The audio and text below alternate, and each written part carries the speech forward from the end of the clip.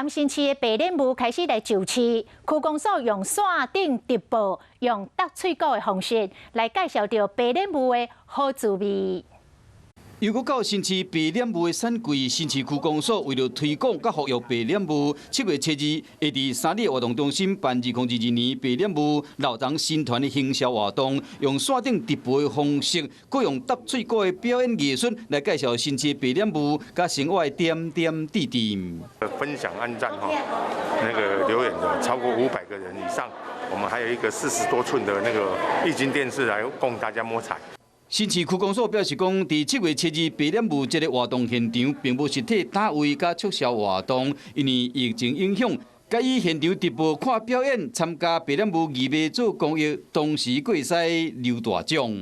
嗨，我是庄宇杰，想要看到更多的新闻内容吗？赶快订阅华视新闻的 YouTube 频道，并且开启小铃铛，跟着宇杰一起看新闻吧。